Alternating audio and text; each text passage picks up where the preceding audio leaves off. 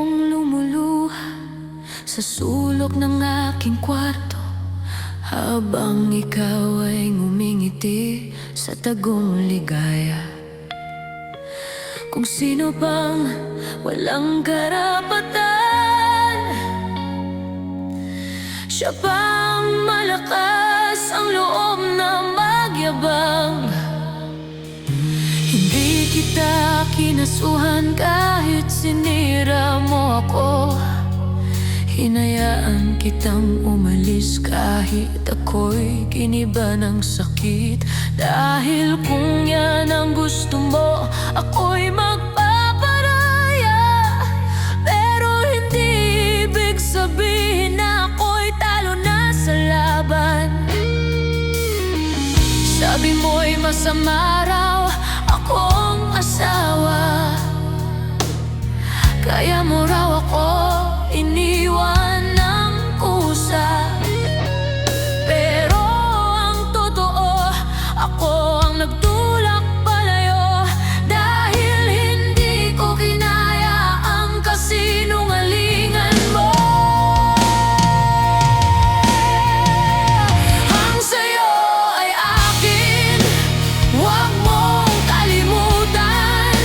Ako ang may pangalan, ako ang may karapatan. Kung sino pa ang kabit, siya pa ang matapang, nagmamataas kahit mali ang pinanghahawakan. Ang sayo ay akin, hindi mo maaangkin ang dignidad na pilit mong inapakan sa dilim. Tahimik man akong nasaktan noon, ngayon babangon na ako at lalaban para sa sarili kong winasak niyo.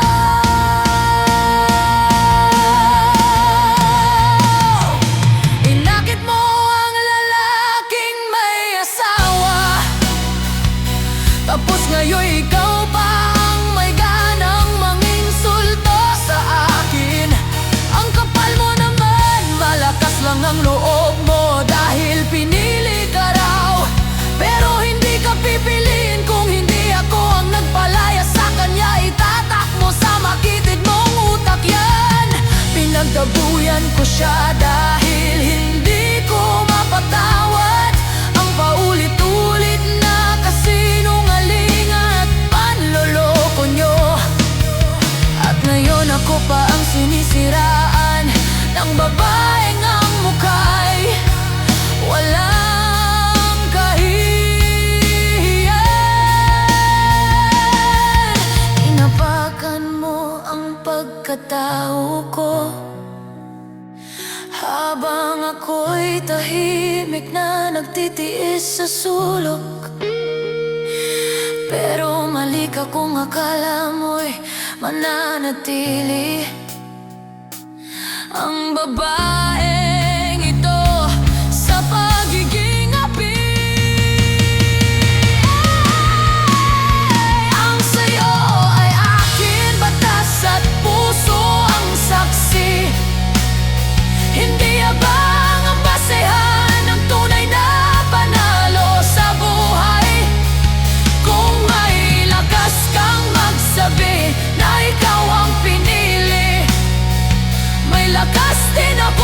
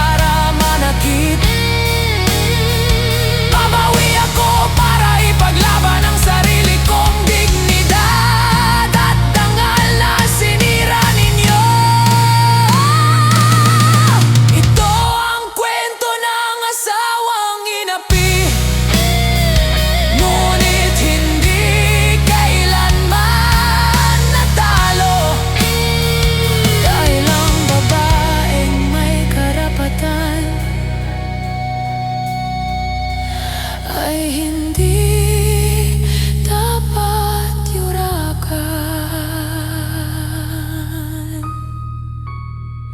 kundi ka